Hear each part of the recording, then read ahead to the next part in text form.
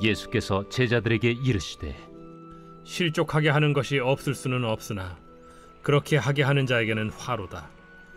그가 이 작은 자 중에 하나를 실족하게 할진대 차라리 연자 맷돌이 그 목에 매어 바다에 던져지는 것이 나으리라. 너희는 스스로 조심하라. 만일 네 형제가 죄를 범하거든 경고하고 회개하거든 용서하라. 만일 하루에 7번이라도 네게 죄를 짓고 7번 네게 돌아와 내가 회개하노라 하거든 너는 용서하라. 사도들이 주께 여짜오되 우리에게 믿음을 더하소서. 너희에게 겨자씨 한 알만한 믿음이 있었더라면 이 뽕나무더러 뿌리가 뽑혀 바다에 심기어라 하였을 것이요 그것이 너희에게 순종하였으리라. 너희 중 누구에게 밭을 갈거나 양을 치거나 하는 종이 있어 밭에서 돌아오면 그더러 곧 와 앉아서 먹으라 말할 자가 있느냐? 도리어 그더러 내 먹을 것을 준비하고 띠를 띠고 내가 먹고 마시는 동안에 수종 들고 너는 그 후에 먹고 마시라 하지 않겠느냐? 명한 대로 하였다고 종에게 감사하겠느냐? 이와 같이 너희도 명령받은 것을 다 행한 후에 이르기를 우리는 무익한 종이라 우리가 하여야 할 일을 한 것뿐이라 할지니라. 예수께서 예루살렘으로 가실 때 사마리아와 갈릴리 사이로 지나가시다가 한 마을에 들어가시니 나병 환자 10명이 예수를 만나 멀리 서서 소리를 높여 이르되 예수 선생님이여 우리를 불쌍히 여기소서. 보시고 이르시되 가서 제사장들에게 너희 몸을 보이라 하셨더니 그들이 가다가 깨끗함을 받은지라. 그 중에 한 사람이 자기가 나은 것을 보고 큰 소리로 하나님께 영광을 돌리며 돌아와 예수의 발 아래에 엎드려 감사하니 그는 사마리아 사람이라. 10사람이 다 깨끗함을 받지 아니하였느냐? 그 9은 어디 있느냐? 이 이방인 외에는 하나님께 영광을 돌리러 돌아온 자가 없느냐? 일어나 가라. 내 믿음이 너를 구원하였느니라. 여러분, 우리나라는 5,000년의 그 시간 동안 샤머니즘이라고 하는 그 문화 속에서 자리매김하고 있었습니다. 많은 사람들이 태양신을 향하여서 달신을 향하여서 빌기 시작했습니다. 대야에다가 물을 떠다 놓고 그리고 그것을 향하여서 정성껏 빌게 되면 마치 자신의 소원을 이룰 수 있는 것처럼 여겨왔습니다. 목욕 제기를 하고 그 신 앞에 절하기 시작했습니다. 그런데요, 우리가 알고 있는 것처럼 이 세상 가운데 수많은 하늘과 자연 가운데서도 전능하신 그 하나님을 잊지 않는 그 모습이 우리 가운데 있어져야 하는데요, 우리의 신앙의 삶을 살아가면서도 마치 교회에 출석하면서 믿음을 가졌다라고 하면서 그동안 마음을 쏟고 정성을 다해서 빌었던 우리 조상신이 감동해서 우리의 소원을 들어주었던 그것처럼 마치 하나님 앞에 내가 열심을 다하여서 충성하게 된다면 나의 소원을 하나님께서 들어주시지 않을까라고 하는 그런 막연한 신념으로 신앙의 삶을 걸어갈 때가 참 많이 있습니다. 마치 성경 속의 바리새인들, 서기관들, 율법사와 같은 사람들, 그리고 바울이 되기 전에 사울 같은 사람들, 또한 구원을 어떻게 하면 받을 수 있느냐라고 예수님께 찾아 나와서 질문했던 부자 청년과 같은 그런 사람처럼 생각할 때가 참 많이 있다는 사실입니다. 여러분, 이런 사람들의 특징이 무엇입니까? 우리가 최선을 다하면 신이 감동하여서 우리에게 더 큰 은혜를 주신다라며 우리의 최선이 하나님을 움직일 수 있다라고 말하게 됩니다. 하지만 우리가 가만히 자신을 정직하게 돌아본다라면 발견할 수 있는 것은 단 한 가지밖에 없습니다. 분명한 것은 주님 앞에서 나는 죄인이라고 하는 사실입니다. 무능한 존재라는 사실입니다. 우린 절대로 하나님이 요구하시는 그 완벽한 수준까지 이를 수 없는 연약한 죄인이라는 사실을 인식하게 된다는 사실입니다. 아무리 우리가 열심을 기울이고 우리가 아무리 하나님이 원하시는 그 완벽한 수준까지 이를 수 있기 위해서 다른 박질 친다 할지라도, 열심을 다하여 노력을 기울인다 할지라도 우리는 행할 수 없다는 사실입니다. 오늘 예수님은 우리가 어느 정도 수준에 되기를 하나님이 원하시는지 오늘 본문 1절에서 4절까지의 말씀을 통해서 두 가지로 우리에게 말씀해 주고 있습니다. 첫 번째는 실족시키지 말라라고 말씀하셨습니다. 말씀을 한번 보시면 예수께서 제자들에게 이르시되 실족하게 하는 것이 없을 수 없으나 그렇게 하게 하는 자에게 화가 하로다. 그가 이 작은 자 중에 하나를 실족하게 할진대 라고 말씀합니다. 연약한 사람이 얼마나 상처를 쉽게 받을 수 있을까요? 내 마음이 강하면은요, 어떠한 말을 들어도 그것을 헤쳐나올 용기와 그 힘이 내 마음 안에 있지만 내 마음이 연약해져 버리면 조그마한 그런 말 한마디 때문에 상처를 받고 교회를 멀리하고 신앙을 멀리하는 그런 경우들이 참 많이 있다는 사실입니다.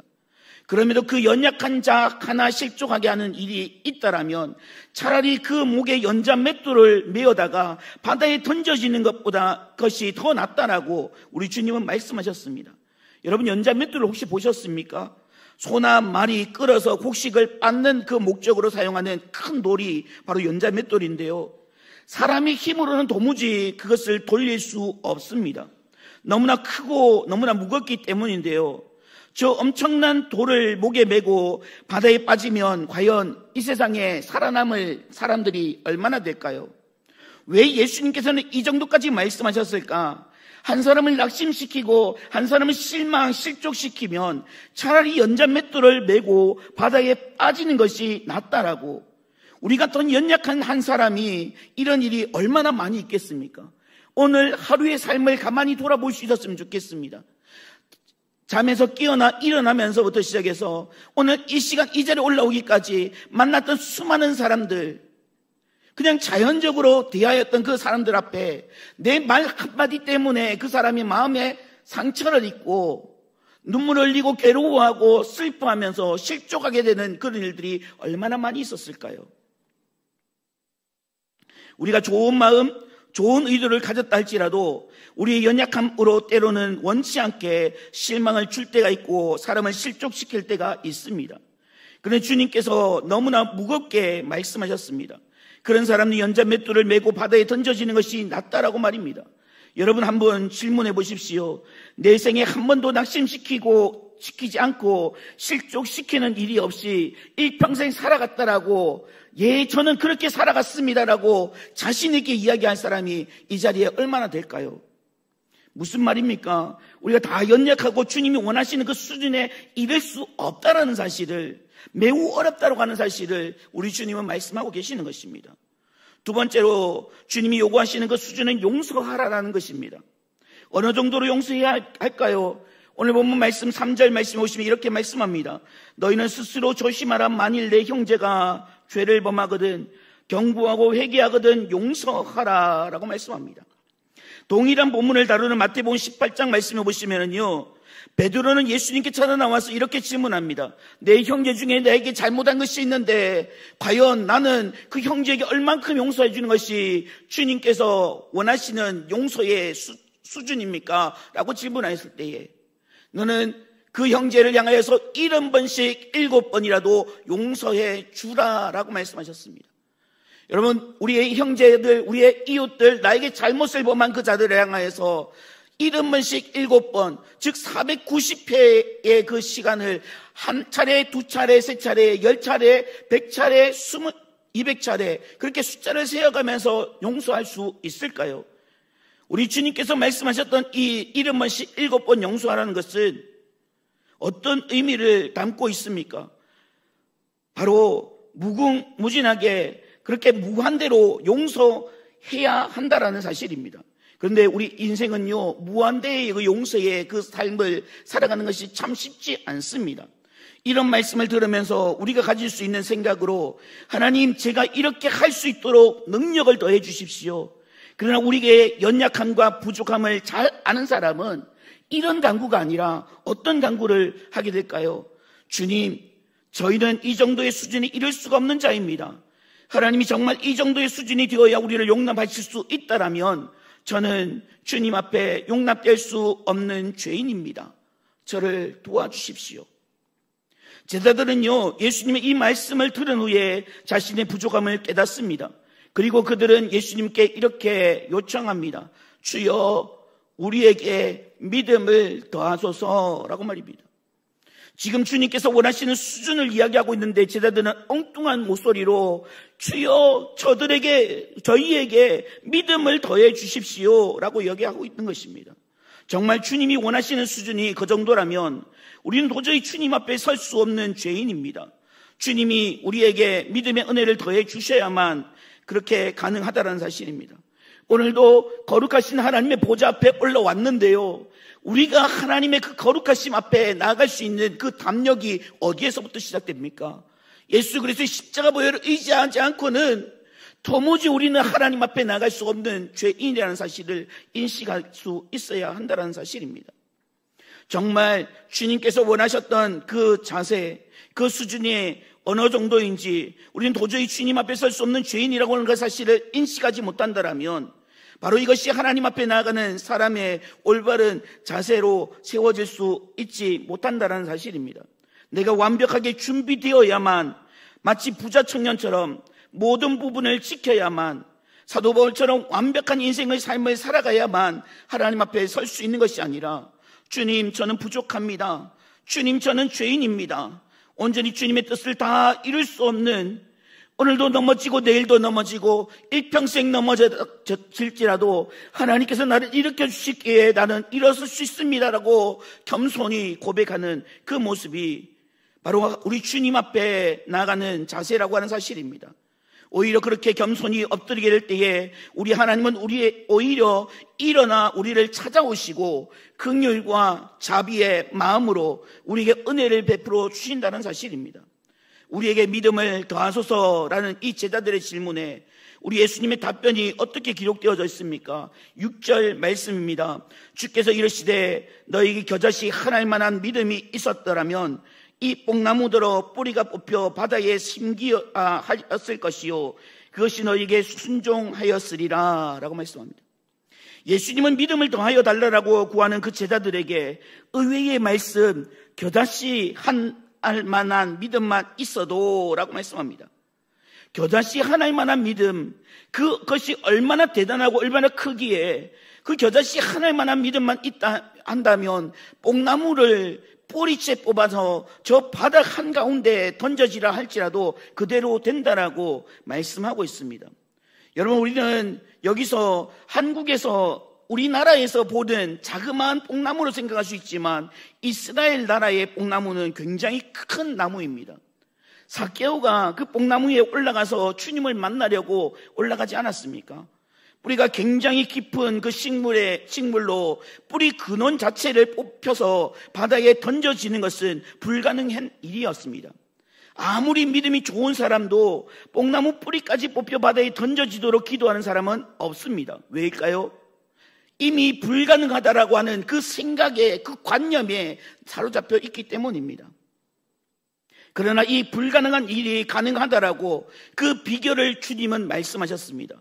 너무 작아 보일 듯 말 듯한 그 겨자씨 크기만큼의 그 믿음이라고 말씀하시는데요, 하나님을 진실하게 믿는 그 믿음, 아무리 볼락말락한 그런 믿음이지만 실체가 있는 그 겨자씨 하나, 그 겨자씨 믿음은 허공을 치는 막연한 관념이 아니라는 사실입니다.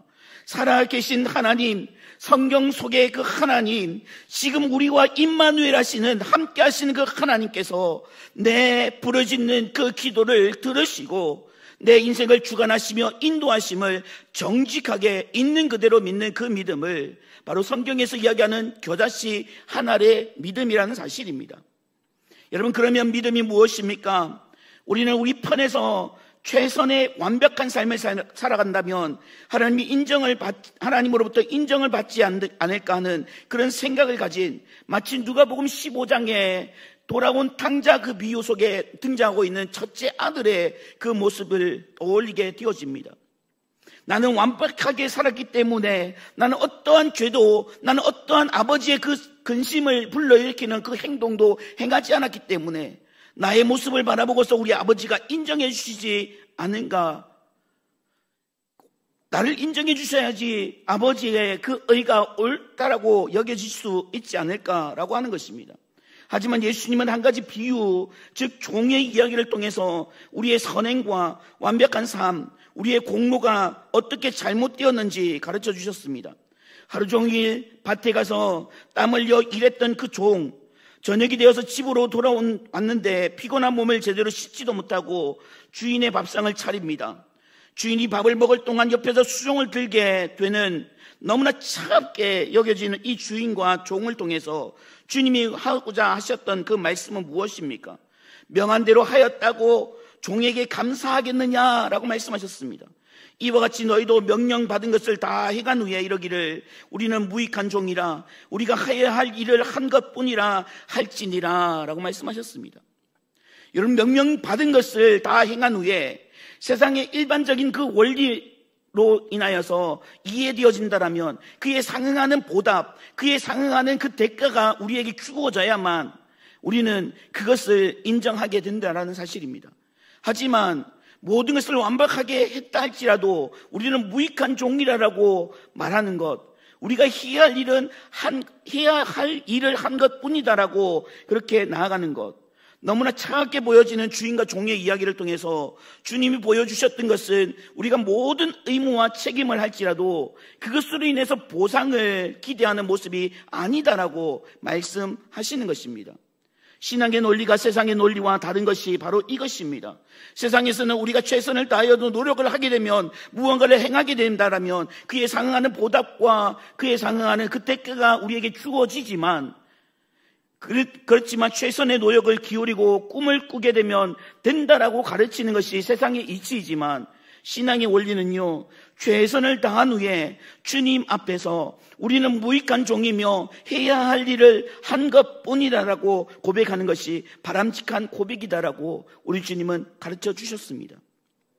우리가 꼭 기억해야 할 것은 하나님께서 우리에게 맡겨주신 그 일 앞에 최선을 다한다라면 하나님 우리에게 일을 맡겨주신 그 자체가 은혜라고 하는 사실을 고백할 수밖에 없습니다.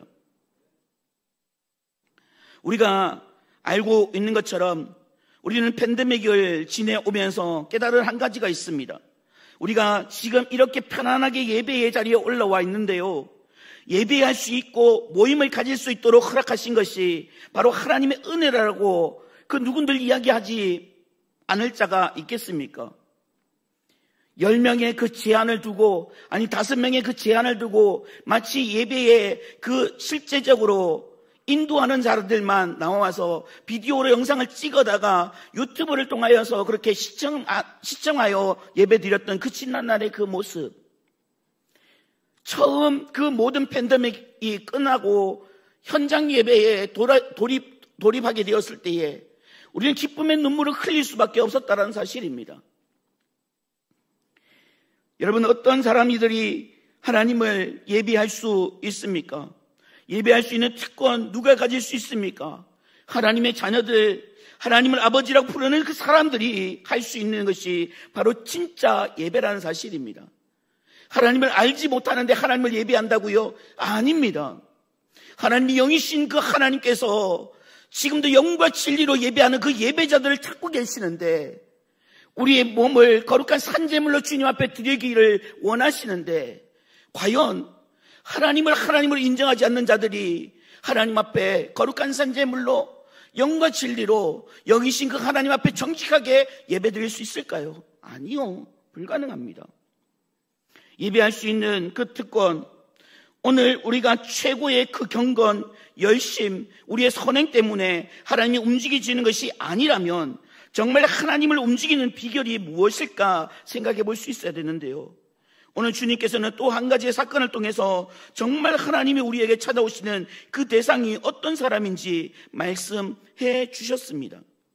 예수님께서 십자가를 지시기 위해서 예루살렘으로 한 걸음 한 걸음 뚜벅뚜벅 걷게 되셨습니다.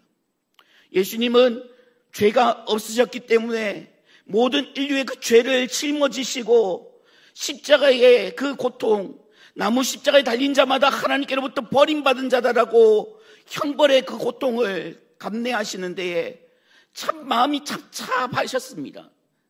근심이 많으셨습니다. 그래서 겟세마네 동산에서 주님은 그렇게 기도하십니다. 주님, 이 잔을 내게서 옮겨주십시오.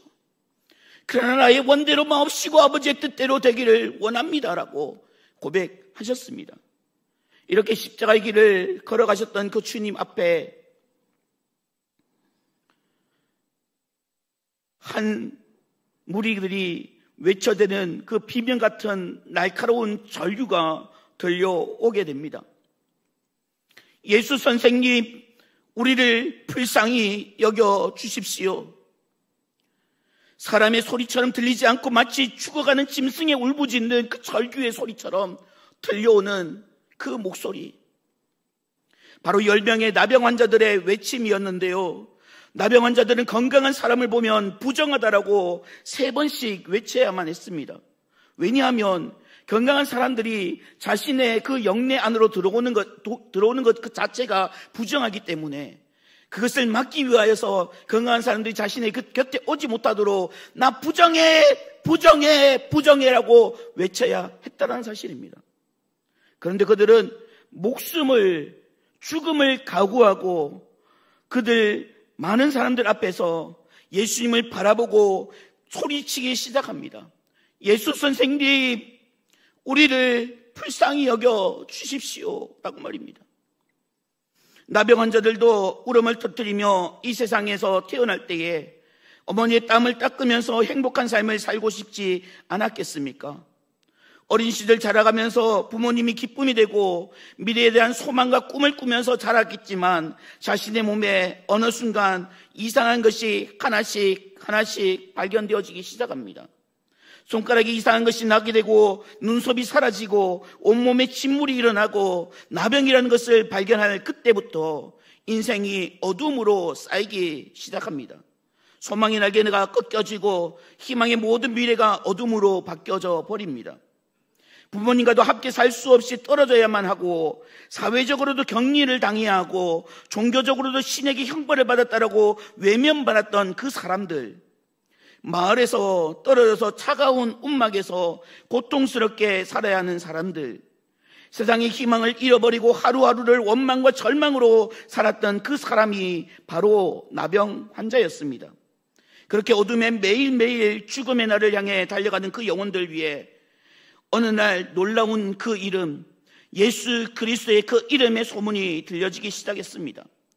창녀 같은 그 여인을 품어주셨던 주님, 38년 된 병자를 일으켜주셨던 주님, 죽은 지 나흘이 되어서 냄새가 나고 사라상 사람들은 희망이 없다라고 그렇게 외쳐대었던 그 죽은 나사로를 살려주셨던 우리 주님, 오병이어의 그 떡 5개와 물고기 2마리로 남자 성인 5,000명을 먹이시고 12바구니를 거두셨던 주님, 그 이름을 들었을 때에 나도 저 예수님을 만날 수만 있다라면, 그러다가 어느 날 그 예수님이 자신들이 사는 그 동네를 지나간다는 소식이 들려오게 되어집니다.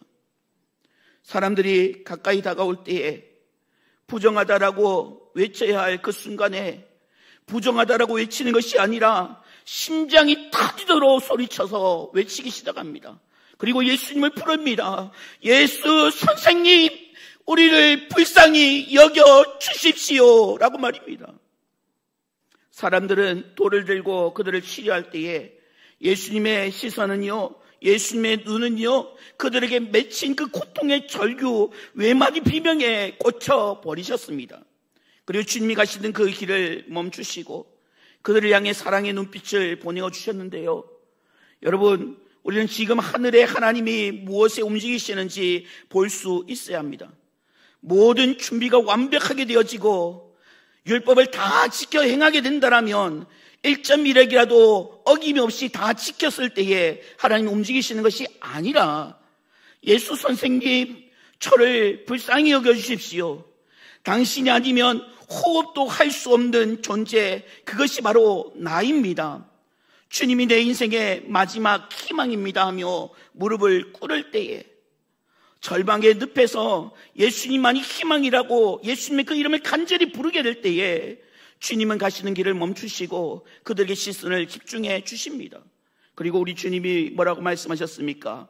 가라, 제사장들에게 너희 몸을 보이라. 그들이 가다가 깨끗함을 받은지라 라고 본문은 말씀하고 있지요. 어떻게 이런 일이 일어날 수 있었을까요? 나았다라는 징표도 없었습니다. 약속도 없었습니다. 제사장들에게 가서 너희 몸을 보이라는 주님의 말씀만 있었습니다. 나병 환자의 그 나음을 입으면 제사장이 가서 증서를 받아야만 자신들이 있던 그 고향 땅으로 들어갈 수 있었습니다. 그리운 부모님의 품으로 돌아갈 수 있었고요, 형제자매의 품으로 돌아갈 수 있었고, 이웃과 생활할 수 있었습니다. 그런데 그들에게는 주님의 말씀만 있었을 뿐 어떠한 징조도 약속도 없었다는 사실입니다. 나병 환자들은 그 말씀에 의지하고 순종해서 길을 떠납니다. 순종함으로 나아갈 때에 가다가 놀라운 역사를 경험하는 것입니다. 믿음이라는 것은요, 하나님이 말씀하실 때 그대로 믿고 나의 한 발짝을 옮겨 딛는 것, 그것이 바로 믿음인 줄 믿으시기 바랍니다. 믿음은요, 우리가 생각할 때에 내 머리로 이해가 되어지고 입으로 고백되어질 때에 내 심장을 뚫고 손발이 이르기까지 생각하는 것은 매우 복잡한 것이 현실입니다. 미래가 어느 정도 예측되어야 움직이려고 하는 오늘의 현실. 하지만 믿음은요, 그런 것이 아닙니다. 바라는 것들 실상 아직 나은 것이 없지만 하나님이 말씀하셨기 때문에 그 말씀에 의지하여서 나아가는 것이 바로 믿음이라는 사실입니다. 믿음에는 중요한 법칙 하나가 있습니다. 믿음이란 내용에 순종하는 것이 아닙니다. 그 내용을 말씀하시는 분이 전능하신 하나님이심을 믿고 순종하며 나가는 것이 바로 믿음입니다. 네가 사랑하는 독자 아들 이삭을 제물로 바쳐라. 이 명령 순종해서도 안 되고 할 수도 없는 일이었습니다. 왜요? 사랑하는 아들을 번제 제단으로 끌고 가서 칼을 들어서 죽이고 그 내장을 꺼내 집어내고 씻어서 그 하나님의 그 제단 앞에 올려드리는 것. 사람이라면 그렇게 할 수 없는 것이, 그것이 사람의 모습입니다. 할아버지였습니다. 75년 동안 고향 땅, 아버지 땅, 그렇게 삶을 살아갔습니다. 고향 친척 아비집을 떠나라 말씀하십니다.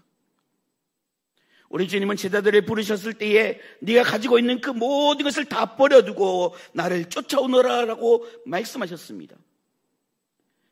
그리고 호세아 선지자에게 뭐라고 말씀하십니까? 가서 창녀 같은 너희 아내 고벨을 데려와 다시 아내로 삼아라 라고 말씀하십니다.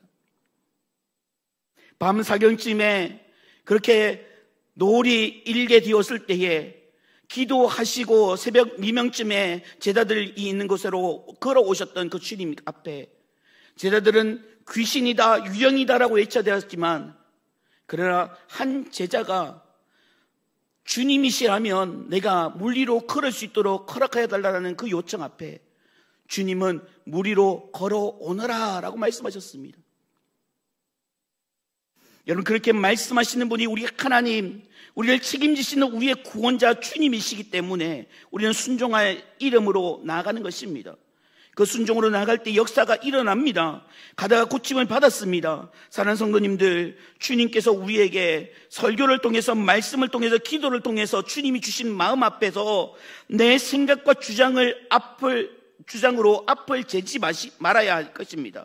미래가 무엇인지 너무 예측할 것이 아니라 하나님의 마음을 주신다라면 한 발자국 나아가는 삶이 될 수 있기를 주님의 이름으로 축복합니다. 머리로 계산하면은요, 절대로 무리로 걸을 수 없습니다. 말씀을 듣고 무리로 내 발을 내딛는 순간 하나님께서는 우리를 책임지시는 것이 바로 영적인 비밀이라는 사실입니다. 길 떠나는 나병 환자들, 말씀을 의지해서 순종할 때에 고침받습니다. 그런데 그 고침받았던 그 사건 가운데 한 사람이 예수님께 나아오게 됩니다. 모두가 다 육신의 고침을 받았으나 예수님께 나와서 너무나 감사함을 표현하는 이 한 사람, 어떤 사람이었습니까? 예수의 발 아래 엎드려 감사하니 그는 사마리아 사람이라 라고 말씀합니다. 모두가 다 육신의 질병만 고침을 받았으나 한 사람이 주님께 나아왔고 길 가다가 나은 것을 보고서 주님께 감사한 마음으로 찾아왔던 그 사마리아 한 사람, 예수님 그에게 뭐라고 말씀하십니까? 이방인 외에는 하나님께 영광을 돌리러 온 자가 없느냐라고 말씀하셨습니다.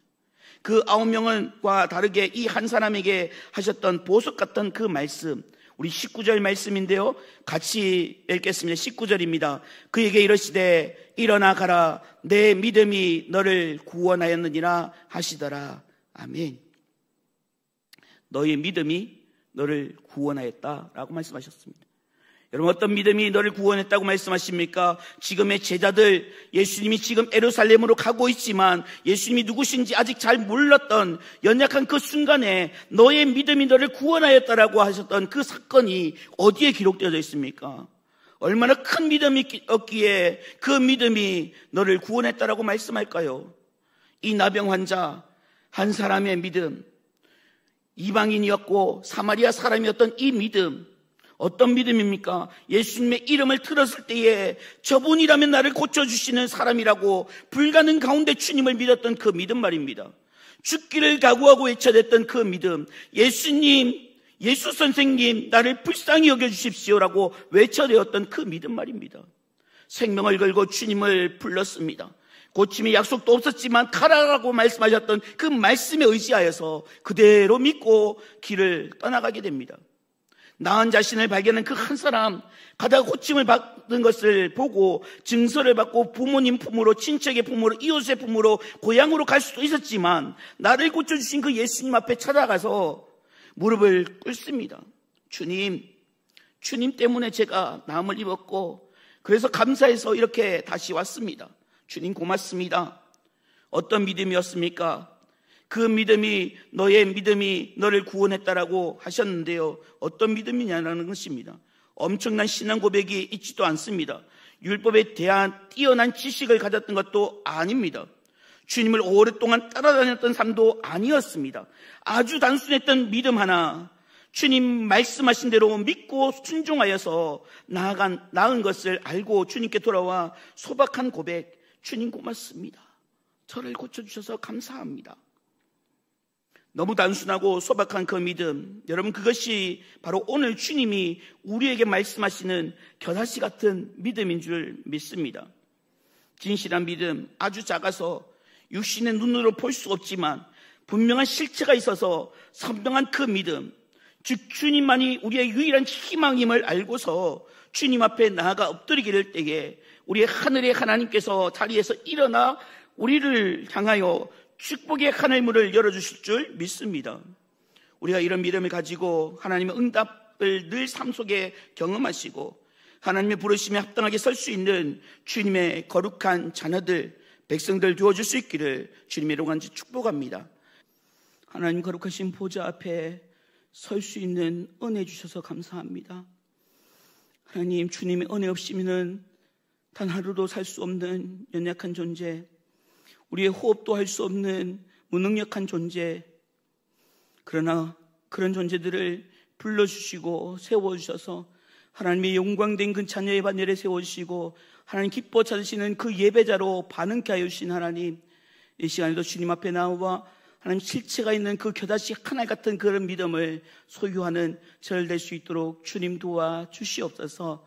무엇보다 주님 나를 불쌍히 여겨주소서, 주님 나를 구원하여 주소서 고백하며 기도하며 겸손히 주께 무릎 꿇을 수 있는 우리 모든 신일의 권속들 되게 하여 주시되, 하나님 저들의 모든 삶이 하나님의 주권이 인정되어질 수 있도록 주님 도와주시고 하나님의 왕대심이 나타날 수 있게 하여 주시고 하나님의 그 역사가 충만하게 실현되어질 수 있는 우리의 모든 삶이 될 수 있도록 가정도 직장도 생업도 주님 축복하여 주시옵소서.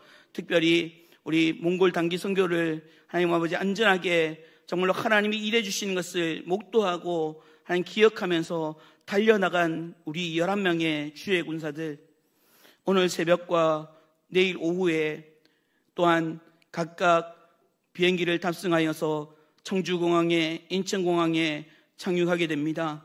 하나님 모든 그 과정들 가운데 기장의 그 손길을 붙잡아 주셔서, 핸들을 붙잡아 주셔서 어떠한 사고도 일어나지 않게 하시고 이 신일교회까지 돌아오는 그 순간까지 전능하신 하나님의 눈동자 같은, 불꽃 같은 그 눈동자가 그들을 감찰하여 주시고 인도하여 주심으로 인해서 어떤 위기의 순간에 직면하지 않도록 주님 도와주시옵소서. 하나님을 찬송하고 하나님만을 예비하는 우리 우리 몽골의 11명의 주의 군사들 될 수 있도록 하나님 도와주시옵소서. 이 시간 주님 앞에 나와 기도의 거룩한 무릎을 꿇는 우리 모든 성도님들, 하나님 정말로 구하고 찾고 두드리는 자에게 하나님 정말로 하늘의 놀라운 비밀을 열어주시겠다 말씀하셨사오니, 하나님 정말로 우리가 끊임없이 주께 구하고 주께 간구하여 하늘의 보좌가 열려지는 귀한 축복의 주인공들 다 될 수 있도록 주님 도와주시옵소서. 돌아갑니다. 하나님 평안한 밤 되게 하여 주시고 주님과 동고동락하며 나갈 수 있는 복된 밤 될 수 있도록 하나님 도와주시옵소서. 주님 감사합니다. 사랑합니다. 나를 구원하신 우리 주 예수 그리스도로 감사하며 기도드리옵나이다. 아멘.